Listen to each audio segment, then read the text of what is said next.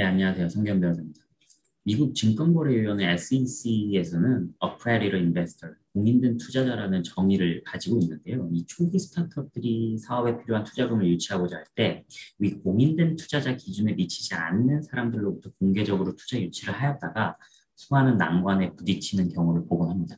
오늘 영상에서는 초기 스타트업들이 초기 엔젤 투자자로부터 투자금을 모집하는 데 있어서 특히 이제 친구나 가족 및 친척으로부터 섣불리 투자를 받았다가 곤란한 상황을 겪지 않도록 가이드라인을 드리고자 합니다.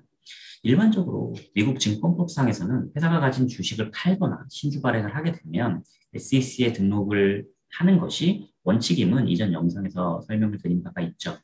그런데 이 SEC에 등록하고 신고하는 절차는 시간과 비용이 꽤 많이 소모되는 일입니다. 그래서 수많은 회사들은 주식을 판매하면서도 SEC 등록으로부터 면제될 수 있는 여러 가지 조건 등을 만족하기 위해서 검토할 필요가 있습니다. 초기 단계의 기업들에게는 증권의 공개적 등록이 실무적으로 매우 불편한 점들이 있다 보니 대다수의 스타트업들은 대개 등록 면제, 이그젬션에 의존하는 편입니다. 그런데 특히 각 주마다 어떤 종류의 주식이 등록 없이도 발행되는지에 대해서 개별적인 주 법률들이 있기 때문에 각각의 요구사항들을 계속 파악하고 있는 것은 결코 쉬운 일은 아니죠. 하지만 본인의 주식 판매가 일정 기준을 달성하기만 하면 SEC 레벨에서 별도의 등록 없이도 각 주의 요구사항들을 커버할 수 있는 방법을 제시하고 있습니다. 예를 들어서 공모를 공인된 투자자들에게만 제한을 한다거나 공인된 투자자 자격을 갖지 않은 구매자들도 포함을 시키고 싶다면 상대적으로 더 자세하고 구체적인 정보들을 공개하도록 하는 요구사항을 준수하는 것이죠. 미국 SEC에 따르면 이 요구사항들은 등록을 하는 경우에 사용되는 정보 공개서와 거의 동일한 수준의 자료를 만드는 것을 포함을 합니다. 따라서 실제로 등록만 안 했을 뿐 거의 등록에 준할 정도로 매우 구체적으로 철저하게 정보들을 투자자들에게 제공을 해야 하는데 이는 스타트업들 입장에서는 준비하기에 비용이 많이 드는 부분이기도 하죠. 그래서 기업 입장에서는 가급적 그 공인된 투자자에게 주식을 판매하는 것을 선호하는 편입니다. 일반적으로 다음 사항들에 해당이 되면 그 개인은 공인된 투자자라고 정의를 내리고 있는데요. 첫 번째로 구매하는 시점에 기본적인 그 거주지의 부동산의 가치를 제외한 100만 달러 이상의 개인 또는 배우자와의 공동의 순자산을 가진 사람 또는 그 배우자.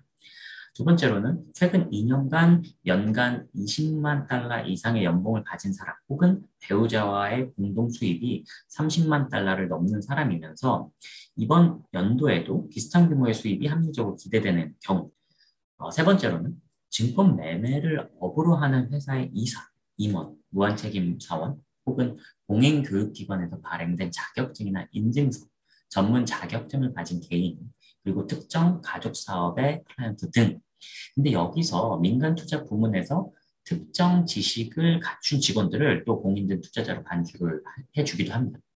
마지막으로 일반적으로 자선단체나 사업체와 같은 사업체는 공인된 투자자가 원칙적으로 될 수는 없지만 독립적으로 500만 달러 이상의 자산을 가지고 있는 경우는 또 예외로 보고 있습니다.